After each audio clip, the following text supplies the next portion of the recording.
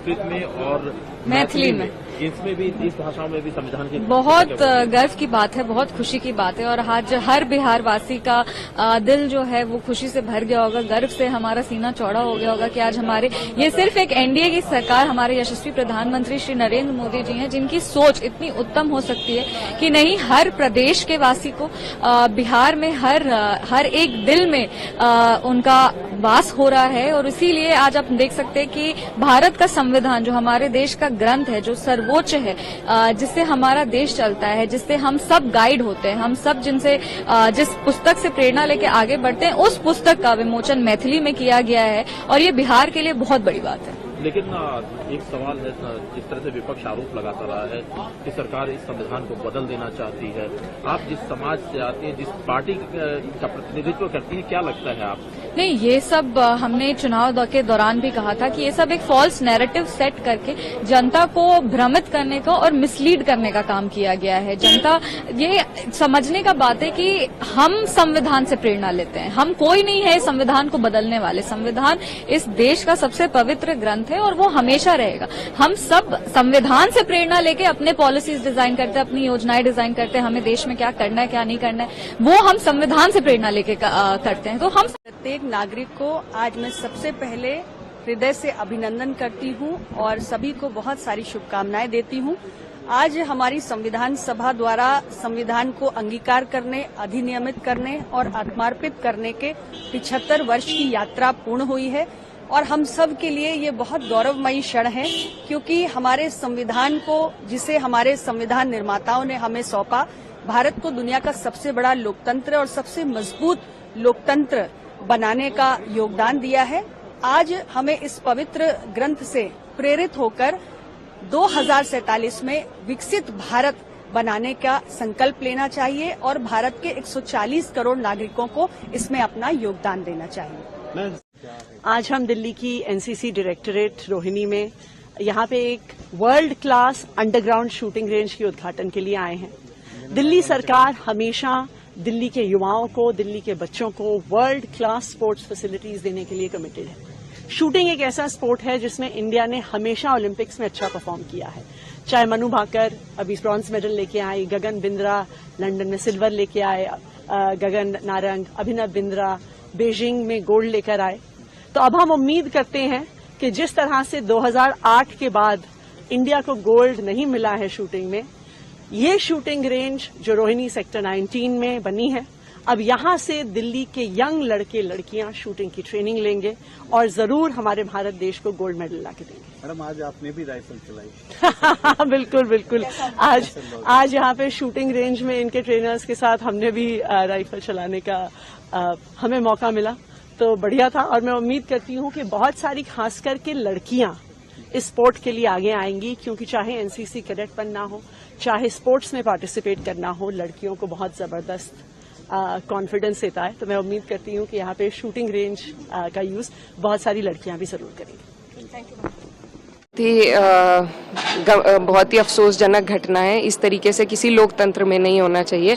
और आज हम संविधान दिवस मना रहे हैं और दूसरी तरफ हमारे प्रदेश की सरकार है वो रोजाना संविधान की धज्जियां उड़ाती है। और सीधा सीधा जिस तरीके से 5 लोगों की हत्या अब तक हो चुकी है गोली मारकर, तो क्या मेरे समझ में कहाँ हमारा देश जा रहा है, कहाँ भाजपा हमारे देश को लेके जा रही है। बहुत मन दुखी है इस बात से। पुलिस ने 1000 से ज्यादा लोगों पे केस दर्ज किया है, सांसद पे भी केस दर्ज किया है, तो इस बारे में देखिए, पूरी जो घटना हुई थी, कोर्ट का एक आदेश था, आदेश के आधार पर सर्वे हुआ।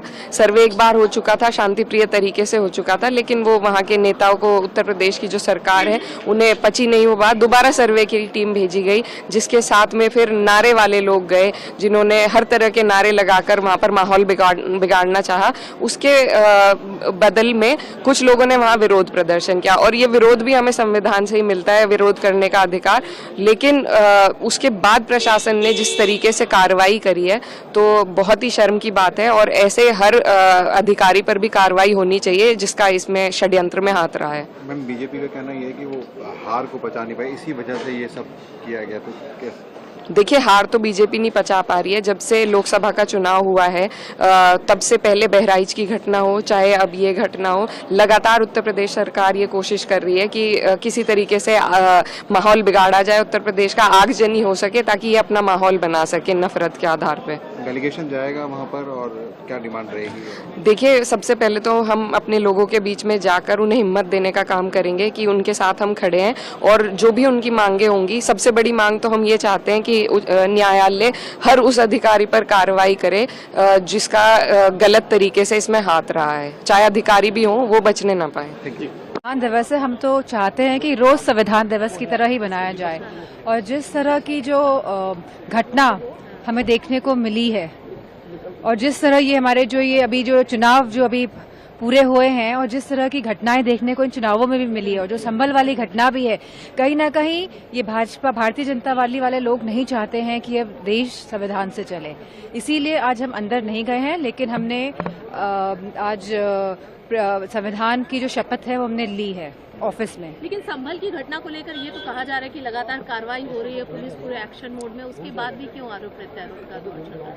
पुलिस एक्शन मोड में है, लेकिन पुलिस जो सही में जिम्मेदार है, क्योंकि प्रशासन खुद ही जिम्मेदार है इस पूरी घटना का। तो सही मायने में अगर देखें तो लोगों को प्रताड़ित किया जा रहा है, और लगातार लोगों को प्रताड़ित कर रहे हैं संभल में, और गलत मुकदमे लगा के जहां 800 लोगों पे FIR हुई है, वहीं जहां हमारे MP मौजूद भी नहीं थे घटना के समय, वह बैंगलोर में थे, तो उनका भी नाम जब्त किया गया है। तो कहीं ना कहीं प्रशासन की पूरी मिली जुली संगठन के माध्यम से इस घटना को अंजाम दिया गया है। उड़ीसा यूनिट देखने आई थी। उड़ीसा के काफ़ी सारे सेल्फ हेल्प ग्रुप्स और पुराने कारीगर, साथ ही साथ जो उड़ीसा में डिफरेंट टाइप्स का काम कर रहे हैं, ऐसे सब लोग आए हैं। हर डिस्ट्रिक्ट का एक स्टॉल हुआ है, मैंने कुछ देखा है अभी, और आगे चलकर भी मुझे जहाँ तक मेरा ख्याल है, यहाँ पर बहुत सारे ऐसे विषयों का उपस्थापन हुआ है जो कि दिल्ली वालों को, देश भर से आए हुए लोगों को आकर्षित करने में सफल हुआ है। उड़ीसा मंडप, माननीय प्रधानमंत्री जी भी आए थे यहाँ पर, मुख्यमंत्री जी भी आकर गए हैं।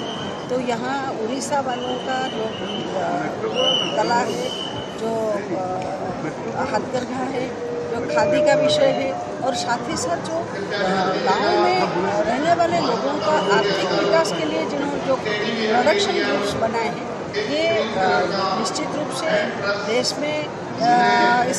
में इसके लिए आग्रह जतेगा, और साथ ही साथ उड़ीसा के आर्थिक विकास में ये सहयोग होगा। ऐसे उड़ीसा के कारीगर, उड़ीसा के लोग यहाँ दिल्ली में आकर के दिल्ली के परिदृश्य में, भारत के परिदृश्य में यहाँ से भी कुछ अपने साथ लेकर जाएंगे, कुछ शिक्षण निश्चित भी रूप से इनका होगा। और मैं तो इतना कहूँगी कि आज सन 1936 में उड़ीसा का भाषा आधारित राज्य के रूप में उड़ीसा स्वतंत्र हुआ था, और आज 2036 तक उड़ीसा स्वतंत्रता का भाषा आधारित राज्य गठन का 7 वर्ष पूर्ण होने जा रहा है, शताब्दी वर्ष मनाने जा रहे हैं। इसमें हमारा इच्छा है कि उड़ीसा में जितना उड़ीसा की कला, संस्कृति, ऐतिह्य और परंपरा, इसको साथ लेकर के, उसके साथ साथ उड़ीसा में जो परिश्रमी मानव संबंध है, परिश्रमी जो लोग हैं, उनको भी साथ में रखते हुए उड़ीसा का विकास में सबका सहयोग के साथ टूरिज्म के लिए राज्य सरकार क्या करेगी? उड़ीसा में ढेर सारे ऐसे व्यवस्था है। आज अगर उड़ीसा का विकास का अगर हम कोई पॉइंट्स हम देखते हैं, कोई दिशा हम देखते हैं, तो इसमें पर्यटन एक प्रमुख भूमिका लेने जा रहा है। विश्व स्तरीय कोणार्क टेम्पल जहाँ पर है, प्रभु लिंगराज जी का टेम्पल जहाँ पर है, प्रभु जगन्नाथ जी का टेम्पल जहाँ पर है, इको टूरिज्म जहाँ पर है, ऐसे सिख बौद्ध पीठ भी जहाँ पर है, तो ये निश्चित रूप से विश्व भर के दर्शकों को आकर्षित करता है। और पर्यटन के ऊपर भी हमारा सरकार काम करना शुरू कर दिए हैं। जरूर विकास होगा पर्यटन के माध्यम से उड़ीसा भी। और उड़ीसा का इंडस्ट्रियल बेल्ट, इंडस्ट्री के बारे में भी हम कह सकते हैं 450 किलोमीटर का कोस्टल बेल्ट है, उसके साथ साथ खनिज संपदा उड़ीसा में भरा हुआ है, और इसी को लेकर के फिर उड़ीसा का विकास चौमुखी विकास होने का संभावना है। जी बिल्कुल, मैं इलेक्शन नहीं जीत पाई, उस चीज़ का अफसोस तो मुझे भी है कि एक सीट हाथ से चली गई, बट प्रेसिडेंट जीता है तो हम सारे ही जीते हैं, राइट। और यही था कि स्टूडेंट वेलफेयर के लिए काम करना है, तो हारे जीते ये मैटर नहीं करता है। एनएसयूआई ने हमेशा से स्टूडेंट वेलफेयर के लिए काम किया है और प्रेसिडेंट और जॉइंट सेक्रेटरी की सीट भी है अब तो ज़रूर काम किया जाएगा आगे।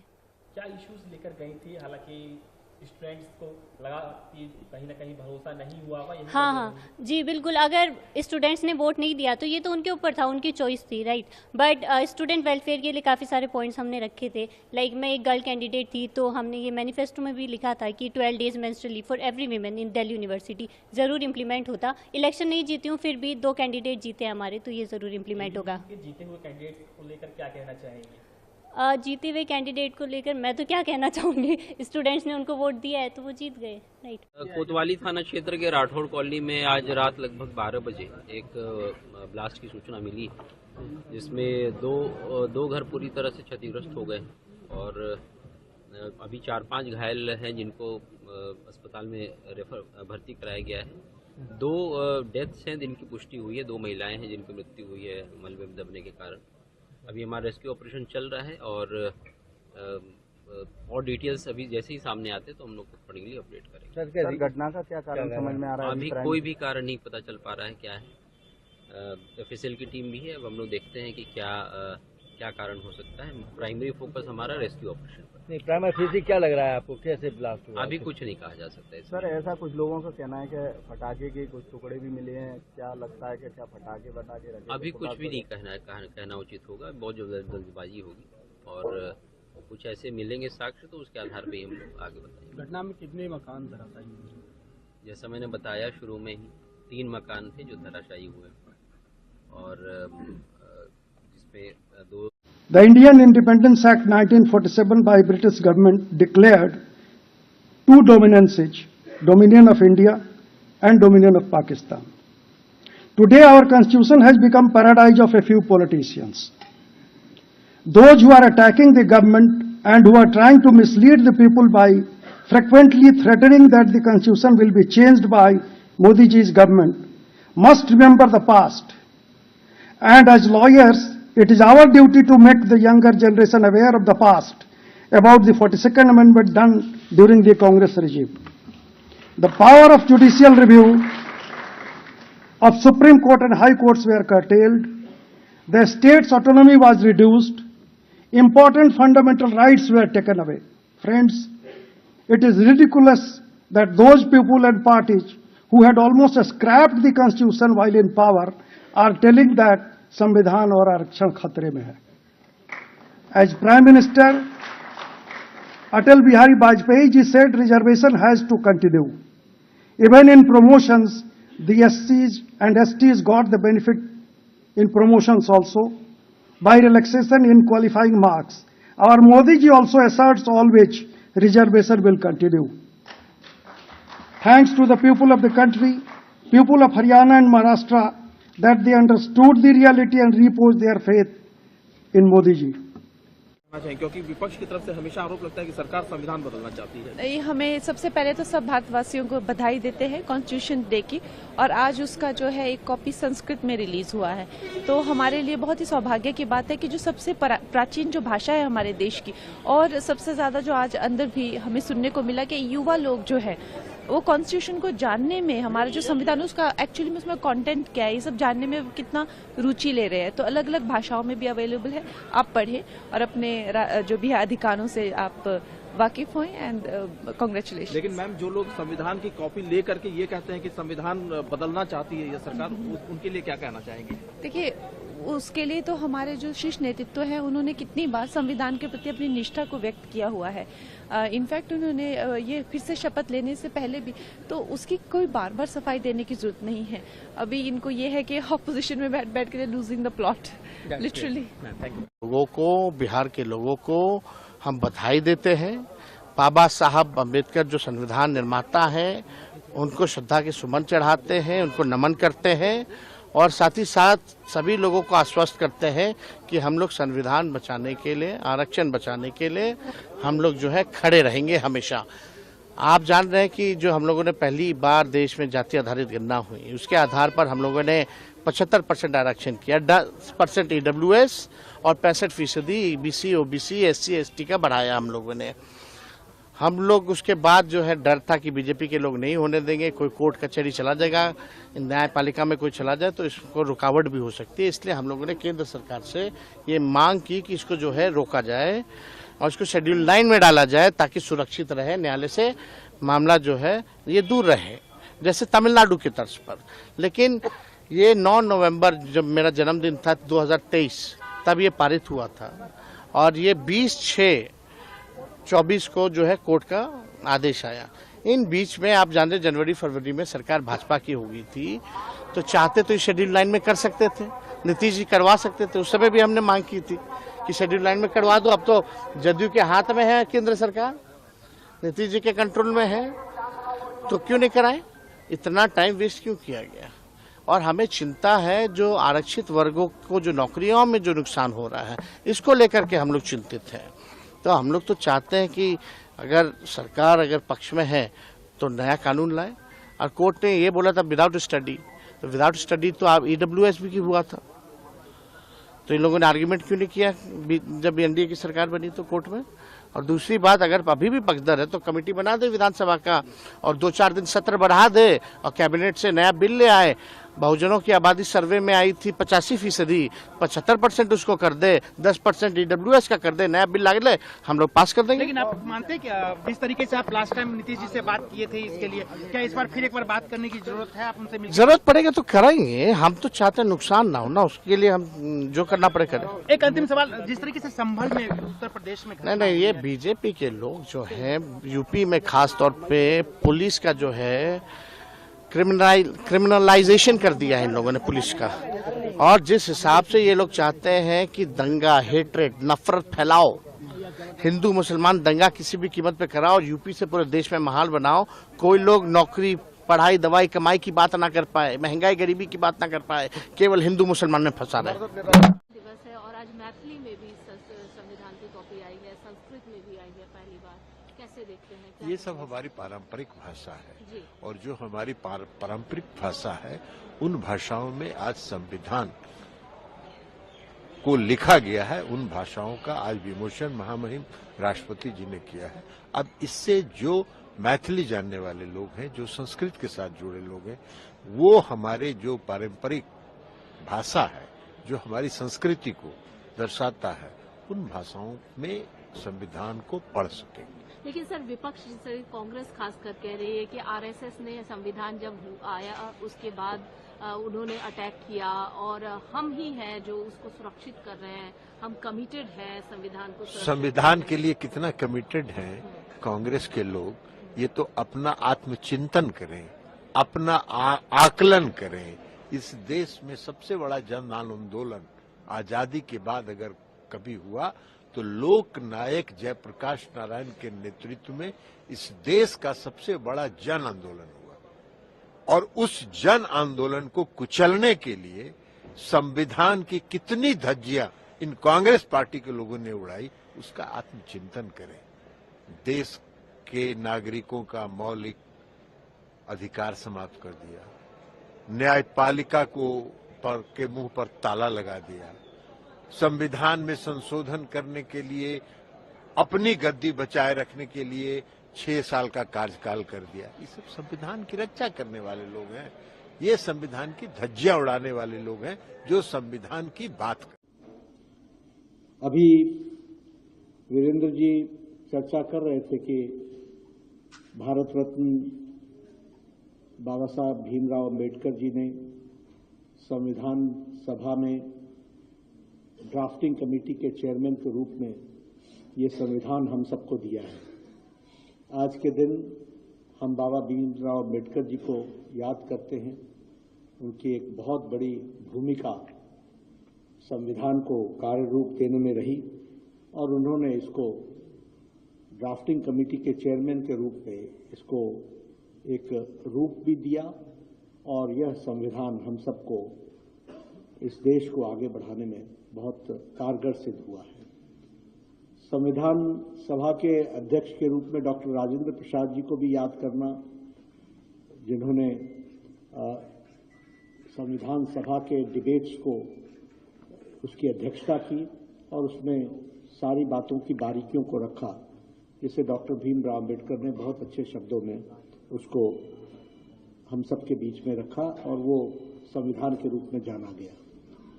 तो आज के दिन हम डॉक्टर भीमराव अम्बेडकर जी को, राजेंद्र प्रसाद जी को नमन भी करते हैं और डॉक्टर भीमराव अम्बेडकर जी को इस करके विशेष करके याद करते हैं कि उन्होंने एक बहुत ही अच्छे तरीके से एक संविधान जो दुनिया का सबसे बड़ा संवैधानिक ग्रंथ बना, सबसे बड़ा ग्रंथ बना, उसके लिए हम सब लोग उनको याद करते हैं और आज के दिन उनको याद करना बनता है और हम सब लोग उनके इस संविधान को कार्य रूप देने में अपना पूरा योगदान करें, इस बात का हम संकल्प भी लेते हैं।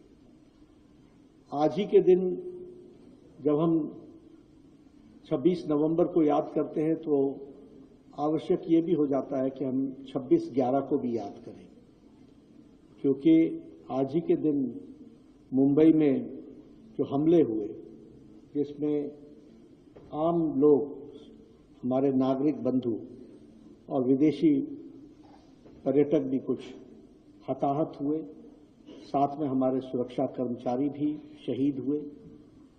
आज उनको भी याद करना आवश्यक है, क्योंकि उन्होंने भी अपनी जान दी और जिस तरीके से यह हमला हुआ था, उस समय जिन लोगों ने उनको बचाने के लिए योगदान किया, ऐसे हमारे सुरक्षाकर्मी, उनको भी हम भावभीनी श्रद्धांजलि देते हैं। उसको भी इन्होंने अभी तक कुछ उस पर जवाब नहीं दिया है। देखिए, पहले तो संविधान दिवस के अवसर पर सभी माँ भारती के संतानों को मेरी शुभकामना और बधाई है।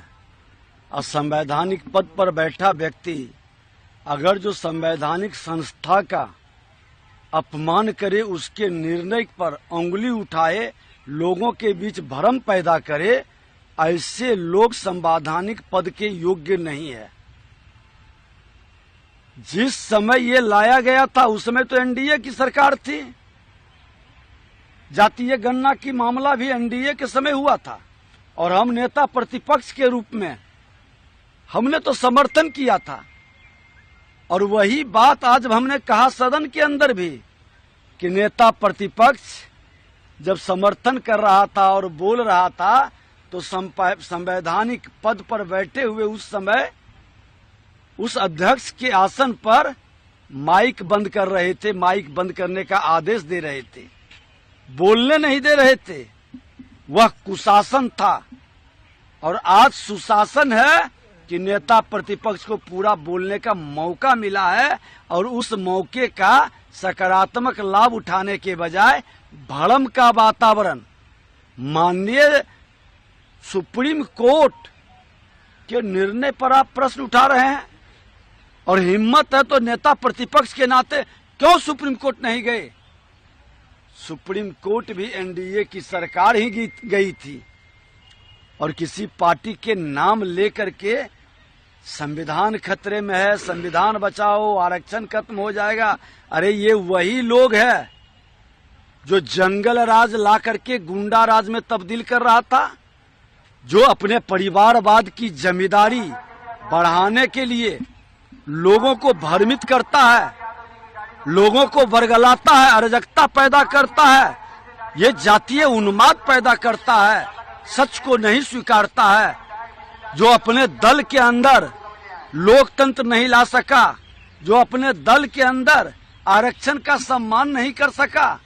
एकल पद पर जब बनेंगे तो वही और उनका माता पिता बहन, ये व्यक्ति संविधान विरोधी, आरक्षण विरोधी है। तेजस्वी यादव पूरा परिवार बाद की जमींदारी को चलाना चाहते हैं। न इनको आरक्षण से मतलब है, न संविधान से मतलब है। ये जनता के, लोकतंत्र के विरोधी मानसिकता के लोगों की जमात है। खरगे ने आज कहा है कि प्रधानमंत्री मोदी माइनॉरिटी गवर्नमेंट चला रहे हैं, एक पैर उनका नीतीश कुमार है, एक नायडू है, उसी दोनों पैर के सहारे वो चल रहे हैं। खरगे साहब तो बंधुआ मजदूर के तरह कल जोड़ करके कांग्रेस के युवराज के सामने खड़ा रहते हैं और जो वो कहते हैं उतना ही बोलते हैं। दुर्भाग्य है कि बाबा भीमराव अंबेडकर संविधान में इतनी ताकत दी है, फिर भी कांग्रेस संविधान विरोधी मानसिकता का है, आरक्षण विरोधी मानसिकता का है। आरक्षण सिर्फ गांधी परिवार, नेहरू परिवार के लोग के लिए। देश में नेहरू परिवार का आरक्षण रिजर्व है और बिहार में लालू परिवार का आरक्षण रिजर्व है। ये सब समय अगर जो वो स्वतंत्र प्रभार में होते तो राहुल गांधी के सामने खड़े हो जाते, राहुल गांधी के सामने कल जोड़ते। पूछते हैं कि कितना बोलेंगे, क्या बोलेंगे, मुंह देखते हैं, प्रसन्न हुए कि नहीं। ऐसी मानसिकता के बंधुआ मजदूर कांग्रेस और राजद में जो लोग है वो लोकतंत्र के हितैषी नहीं है, ये गुलाम भारत का प्रतीक है। बिना आधार के सिर्फ झूठ पे झूठ बोलते रहने से आपका झूठ सच नहीं हो जाएगा ना। हकीकत है, जो लोग आज संविधान की इतनी चिंता कर रहे हैं, जो लोग आज संविधान की कॉपी अपने हाथ से टेबल पे रखना तक नहीं जरूरी समझ रहे हैं, उसको हर जगह लहरा रहे हैं, पूछिए इन लोगों से क्या किया इन लोगों ने संविधान के साथ। सही मायनों में अगर किसी ने संविधान की हत्या करने का काम किया था तो वो कांग्रेस की सरकार थी। याद कीजिए 75 का वो साल जिस वक्त देश में आपातकाल लगाकर सही मायनों में संविधान की हत्या की गई थी, लोकतंत्र की हत्या की गई थी। और आज सबसे बड़े संरक्षक संविधान के यही लोग बने फिर, जबकि हकीकत है कि इन लोगों ने संविधान के निर्माता डॉक्टर बाबा साहेब भीमराव अंबेडकर तक को कभी उनके जीते जी सम्मान देना जरूरी नहीं समझा। उनको चुनाव हरवाने का काम किया। और तो और उनकी एक तस्वीर, एक प्रतिमा तक भारत की संसद में नहीं थी 89 से पहले, जबकि इनकी अपनी पार्टी के नेता और उसमें भी एक ही परिवार के 3-3 लोगों की तस्वीरें भारत की संसद में लगी हुई थी। ये लोग बात करेंगे संविधान की। हकीकत है इन लोगों ने सिर्फ लोगों को डराने का काम किया। अगर किसी ने सही मायनों में संविधान को सम्मान देने का काम किया, और ये मैं सिर्फ कहने के लिए नहीं कह रहा कि गठबंधन का घटक दल हूं इसलिए नहीं कह रहा, मुझे बताइए ना कब इन लोगों के शासनकाल में संविधान दिवस मनाया जाता था, कब इस तरीके के कार्यक्रम हुआ करते थे। दशकों तक थी कांग्रेस और इनकी अलाई पार्टीज के साथ वाली गठबंधन की सरकारें, कब इन्होंने संविधान को ये सम्मान देने का बात किया। हकीकत है कि आज देश की जनता भी समझ गई है। इन्होंने लोकसभा चुनाव के वक्त दुनिया भर का झूठ बोला, एक बार के लिए कुछ राज्यों की जनता ने इन पे माना भी, विश्वास भी कर लिया, पर आज जब लगभग 6 महीने होने को आए हैं केंद्र में हम लोग की सरकार की, पूछे कहां का संविधान खत्म कर दिया गया, कौन से लोकतंत्र की हत्या कर दी गई और संविधान के तहत मिल रहे आरक्षण को किसका आरक्षण छीन लिया गया। आखिरी सवाल सर, कि आरोप हिमाचल प्रदेश के मुख्यमंत्री से लेकर शरद पवार गुट के नेता तक करें ईवीएम हैक हो सकता है, टेक्नोलॉजी हैक हो सकता है, कोई ईवीएम गुजरात से आया इसलिए जीत गए आप महाराष्ट्र में। नहीं तो बोलिए ना इनसे कि क्या यही बात ये लोग झारखंड के बारे में भी बोलेंगे। जिन राज्यों में ये लोग जीतते हैं उन राज्यों में इन लोगों की आवाज नहीं निकलती, बट जिन राज्यों में ये लोग हार जाते हैं वहां पे तुरंत ईवीएम खराब हो जाती है, वहां पे भ्रष्टाचार हो जाता है, वहां पे चुनाव आयोग के ऊपर उंगली उठने लग जाती है। ये सिलेक्टिव क्रिटिसिज्म कब तक करते रहेंगे। या तो आप मानिए कि फिर जो झारखंड के परिणाम है वो भी गलत है, आप मानिए कि जिस तरीके से जम्मू कश्मीर में आप लोग वहां पे आए क्या वो गलत है, क्या नेशनल कॉन्फ्रेंस इस बात को मानेगी कि वहां पे जो चुनाव हुए वो गलत हुए, क्या जेएमएम इनका साथ देगी जब ये बोलते हैं कि भैया यहाँ पे जब चुनाव हुए झारखंड में तो उसमें ईवीएम की गड़बड़ी हुई है। हकीकत है सिलेक्टिव क्रिटिसिज्म करते हैं, जहां पे इनके पक्ष में पंतान वहां पर ये खामोश और जहां नहीं तो वहां पे दुनिया भर के सवाल।